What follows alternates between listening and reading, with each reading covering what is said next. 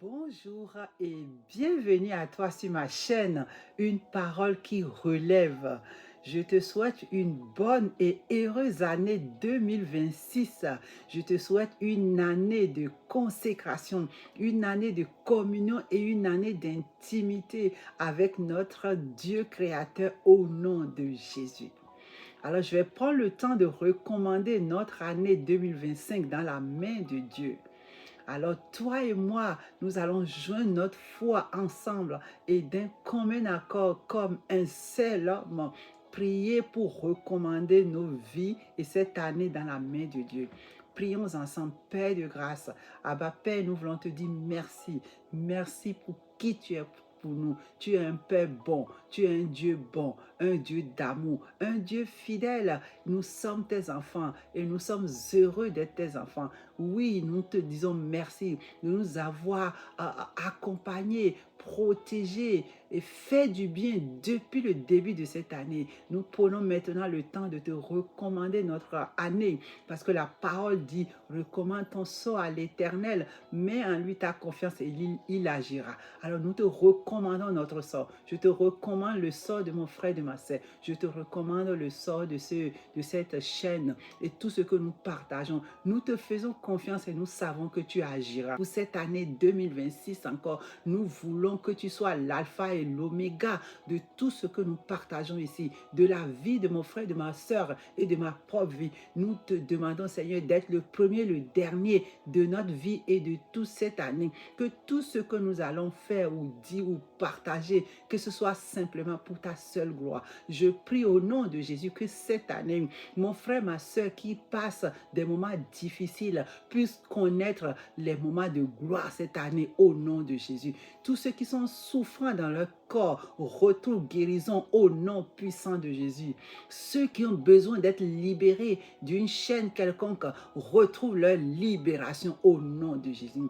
La parole de Dieu dit qu'il envoya sa parole et il est guéri et les fit sortir de la fosse. Alors toutes les paroles qui sont envoyées sur cette chaîne YouTube, une parole qui relève, que cette parole de Dieu libère, guérit au nom de Jésus. Père, nous te rendons grâce, nous te magnifions, nous te faisons confiance et nous nous abandonnons à toi. Nous abandonnons nos vies dans tes mains, nous abandonnons tout ce que nous avons fait. Tu as un projet de paix et non de malheur pour nous, pour notre avenir et pour notre espérance. Nous te rendons grâce. C'est au nom de Jésus que nous avons prié et nous disons Amen. Amen. Merci Seigneur. Alors aujourd'hui encore, je viens pour te faire un nouveau partage. La dernière fois, je t'ai partagé un thème sur la blessure du rejet. Si tu n'as pas écouté, je t'invite à aller réécouter cette vidéo, ça te fera du bien. Il y a aussi une collection de vidéos sur mon espace YouTube que tu peux écouter en boucle et tu seras béni. Aujourd'hui, nous parlons de notre identité en Christ. Pourquoi ce thème? Parce que plusieurs parmi nous ignorent ou méconnaissent qui nous sommes réellement en Christ. Et notre identité s'avère en crise. Alors aujourd'hui, j'ai décidé de revisiter notre identité ou de voir avec ceux qui ne le connaissent pas, qui ne le savent pas, qui nous sommes réellement. Que dit Dieu de nous? Alors pour savoir que dit Dieu de nous? Qui mieux que ce Dieu créateur, notre Dieu créateur, pour nous le révéler? Pour cela, nous allons ouvrir notre Bible et lire dans la Bible ce que Dieu dit que nous sommes. Et pourquoi? Parce que aussi, en connaissant notre identité, cela nous permet de nous affirmer devant des situations embarrassantes de notre vie qui nous questionnent. Qui es-tu toi? Qui es-tu? C'est Dieu seul qui peut dire qui es-tu, qui je suis. C'est lui seul qui nous connaît. Il est le seul qui connaît notre véritable identité. Alors ne laisse personne te dire qui tu es, sauf ton Dieu créateur. Alors suis-moi. Alors le premier point que je te partage, c'est que la Bible dit que nous sommes enfants de Dieu. Mais à tous ceux qui l'ont reçu, à tous ceux qui croient en son nom, elle a donné le pouvoir de devenir enfants de Dieu, lesquels sont nés non du sang, ni de la volonté de la chair, ni de la volonté de l'homme, mais de la volonté de Dieu. Alors tu deviens enfant de Dieu quand tu as écouté la parole de Dieu, une prédication où quelqu'un t'a apporté la bonne nouvelle du royaume et ça a touché ton cœur. La parole a fécondé le champ de ton cœur et là tu as cru. Une fois que tu as cru, tu t'es émerveillé et là tu as décidé de donner ta vie actuelle qui ne te plaît pas et qui ne glorifie pas Jésus. Tu as décidé de donner ta vie à Jésus et Jésus t'a transmis une vie nouvelle. Et c'est ça qu'on appelle échange divin. Il y a un échange divin qui s'est fait entre ta vie ancienne et la vie nouvelle que tu as reçue en Jésus-Christ. Et là, tu es né de nouveau. Et quand tu es né de nouveau, tu as décidé maintenant de suivre Jésus, de suivre celui à qui tu as donné ta vie. Et quand je te dis décider de suivre, je ne te parle pas d'une religion, je ne te parle pas d'aller à l'église, je te parle d'une relation que tu as décidé volontairement et intentionnellement de nouer avec Jésus-Christ qui t'a donné une vie nouvelle. La parole dit, il n'y a de salut en aucun autre nom, car il n'y a sous le ciel aucun autre nom qui a été donné parmi les hommes par lequel nous devons être sauvés. Le salut vient que de Jésus, pas d'autre chose. Alors quand tu as donné ta vie à Jésus, tu as été sauvé. Parce que Jésus a été le seul, le nom de Jésus a été le seul qui a été approuvé par le Père, par son sacrifice, son sang versé, sa mort et sa résurrection à la croix de Golgotha pour toi et pour moi. Écoute Galates 3, verset 26. Car vous êtes tous fils de Dieu par la foi en Jésus-Christ. Tu es fils de Dieu parce que tu as la foi en Jésus. Romains 8, 14. Car tous ceux qui sont conduits par l'Esprit de Dieu sont fils de Dieu. Alors l'Esprit de Dieu est venu habiter en toi automatiquement quand tu as donné ta vie à Jésus. Parce que l'Esprit de Dieu, c'est Dieu lui-même. Dieu le Père, Dieu le Fils, Dieu le Saint-Esprit sont esprit. Et cet esprit automatiquement vient habiter à toi. On ne peut pas dissocier Dieu de son esprit. C'est pour ça quand tu donnes ta vie à Jésus, quand le Seigneur Jésus vient habiter en toi et te transmet une nouvelle vie, il est en toi par son Saint-Esprit. Et c'est ce Saint-Esprit qui te conduit, si bien sûr tu le laisses te conduire. Parce qu'il y en a qui ont le Saint-Esprit de Dieu en eux, mais qui s'opposent et qui attristent le Saint-Esprit. Dans ce cas, le Saint-Esprit ne les conduit pas. Alors, en te disant tout ça, je te dis que tu n'es pas n'importe qui. Tu es un enfant de ce grand Dieu. Alors si un esprit méchant, comme l'esprit de rejet, l'esprit de dépression vient frapper à ta porte pour te dire toc, toc, toc, toc, toc, je suis l'esprit de dépression, dis-lui que tu n'es plus à cette adresse. Dis-lui que tu n'es plus celui dans lequel il a son demeure. Dis-lui que tu es maintenant enfant de Dieu et que c'est l'esprit de Dieu qui a pris la place. Cet esprit méchant de rejet, de dépression n'a plus aucune place pour toi. Rappelle-lui avec affirmation, avec conviction qu'il y a maintenant une nouvelle personne à la place et c'est la personne du Saint-Esprit. Le deuxième point que je partage avec toi, la Bible dit que tu es aimé de manière inconditionnelle. Nous sommes aimés de Dieu de manière inconditionnelle. Alors que nous étions encore des pécheurs, Christ est mort pour nous. Romains 5, 8.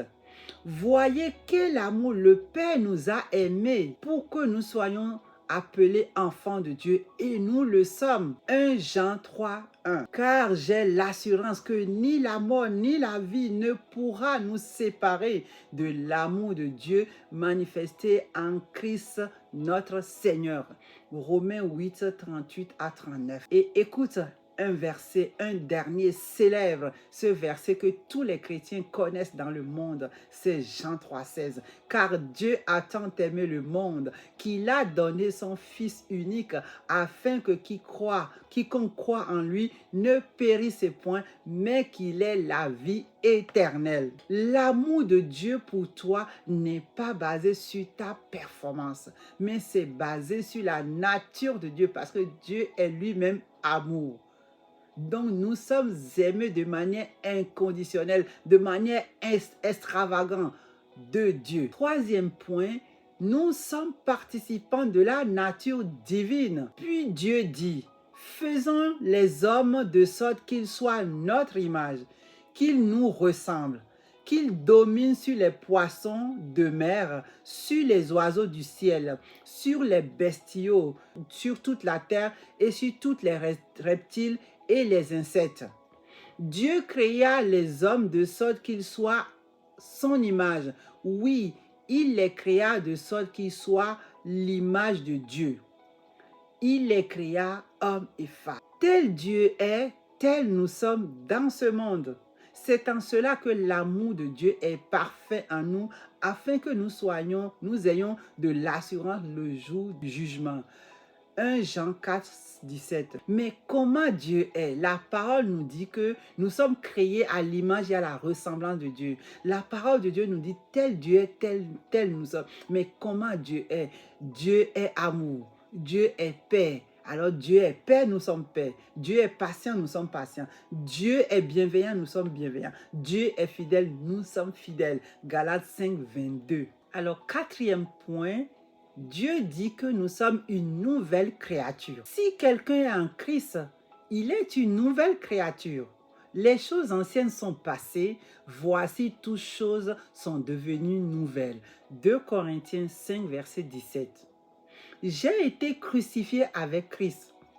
Et si je vis, ce n'est plus moi qui vis, mais c'est Christ qui vit en moi. Je te loue de ce que je suis une créature si merveilleuse. Tes œuvres sont admirables et mon âme le reconnaît. Alors Dieu te dit que tu es une nouvelle création. Ton passé ne définit plus ton présent. Avec Jésus-Christ, tout repart à zéro. Tu es une nouvelle créature et ton âme le reconnaît. Nous sommes de nouvelles créatures.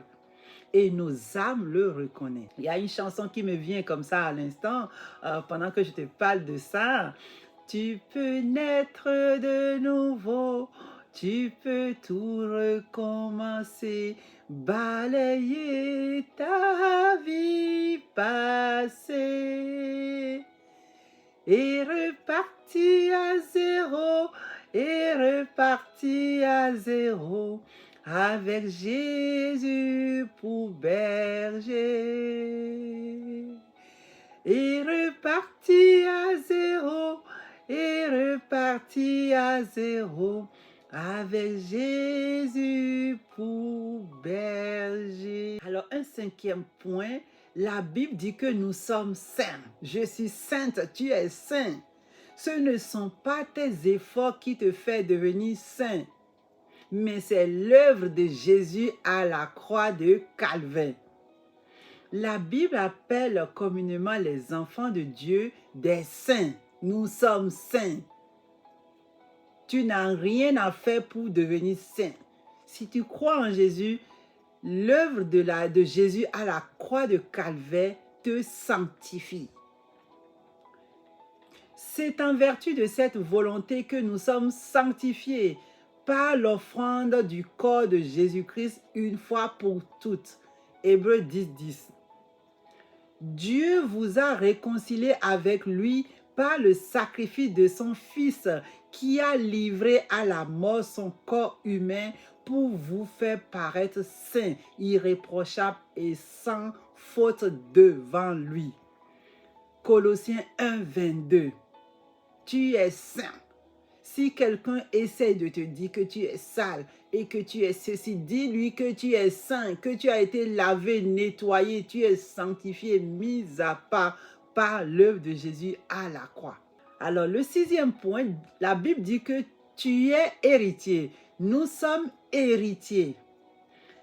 Être enfant de Dieu, cela signifie que nous avons accès aux ressources et aux promesses du royaume.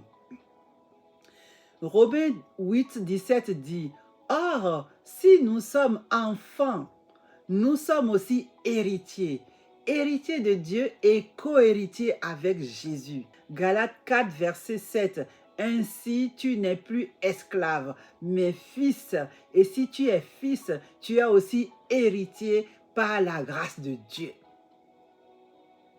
Donc tu es héritier de Dieu. Parce que tu es enfant de Dieu, tu es son héritier. Et tu es co-héritier avec Jésus parce que Jésus est le premier-né dans le royaume.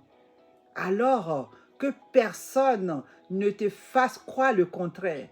Tu es héritier. Tu as accès aux ressources, aux promesses du royaume de Dieu. Tu n'es pas un déshérité. Tu n'es pas n'importe qui. Alors, le 7e point que je te partage, Dieu dit que tu es son chef-d'œuvre. Nous sommes le chef-d'œuvre de Dieu. Dieu t'a créé avec une intention précise et un but précis. Tu n'es pas en promenade sur la terre et tu n'es pas venu sur la terre accompagner quelqu'un. Tu as une destinée à accomplir. Écoute ce que dit Éphésiens 2, verset 10. Car nous sommes son ouvrage, son chef-d'œuvre, ayant été créé en Jésus-Christ pour de bonnes œuvres que Dieu a préparées d'avance afin que nous les pratiquions.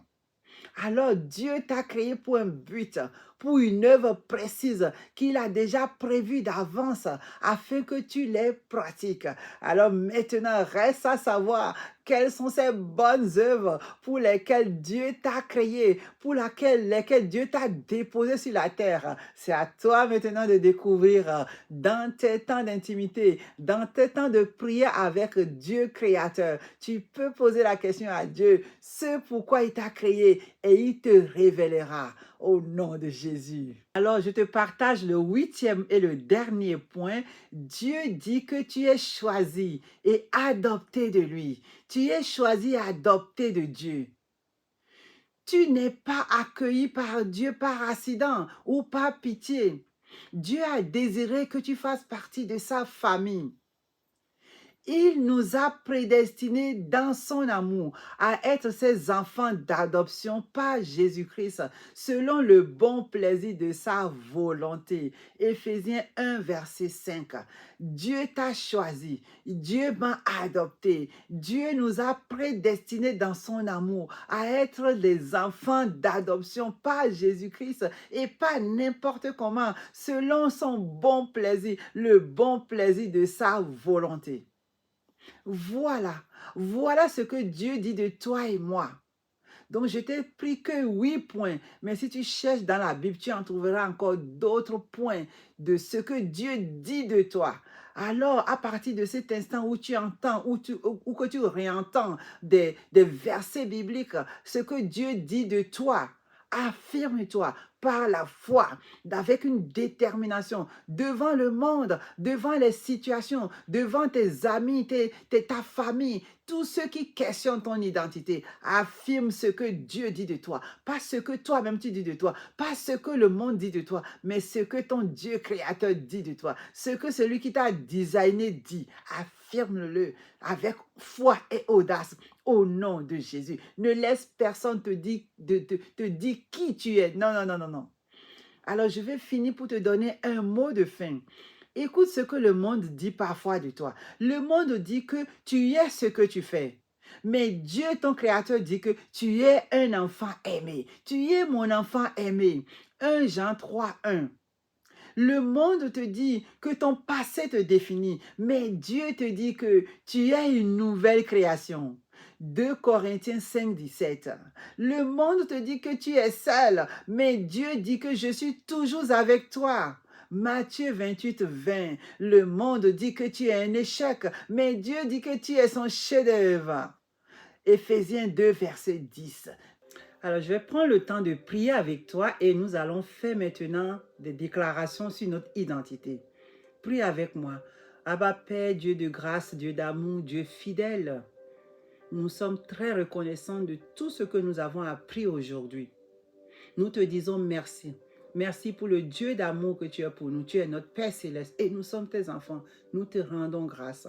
Et nous venons maintenant prier, mon frère et ma soeur, pour te demander, s'il te plaît, que tu transformes ces informations en une révélation pour chacun de nous. Que ces informations que nous venons d'entendre, que ces paroles que nous venons d'entendre, Seigneur, que ça ne reste pas simplement au niveau de notre intellect. Transforme-les maintenant en une révélation pour chacun de nous, pour que devant chaque situation de la vie, nous puissions affirmer avec foi et détermination qui nous sommes réellement en toi. Et que nous ne soyons pas malmenés par les situations de la vie. Seigneur, nous te rendons grâce de ce que tu nous révèles réellement qui nous sommes. Nous te disons merci. Au nom de Jésus. Amen. Maintenant, nous allons faire des déclarations. Je vais choisir le point sur nous sommes une nouvelle création. Alors, dans 2 Corinthiens 5, verset 17, il est dit, si quelqu'un est en Christ, il est une nouvelle créature. Les choses anciennes sont passées, voici toutes choses sont devenues nouvelles. Alors je déclare au nom de Jésus que je vis en Christ. Alors les choses anciennes sont passées et toutes choses sont devenues maintenant nouvelles au nom de Jésus. J'ai été crucifié avec Christ. Si je vis, ce n'est plus moi qui vis, c'est Christ qui vit en moi. Galates 2, 20. Je déclare au nom de Jésus que j'ai été crucifié avec Christ.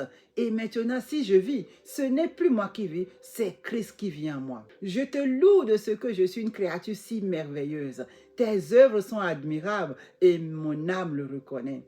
Psaume 139, verset 14.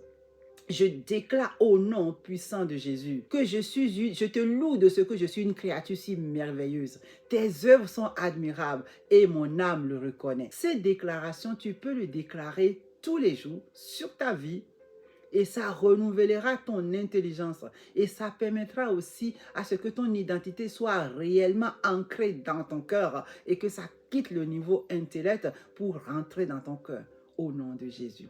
Alors, je ne peux pas arriver à la fin de ce partage sans donner l'occasion à quelqu'un de faire la paix avec Dieu, de se réconcilier avec notre Père céleste.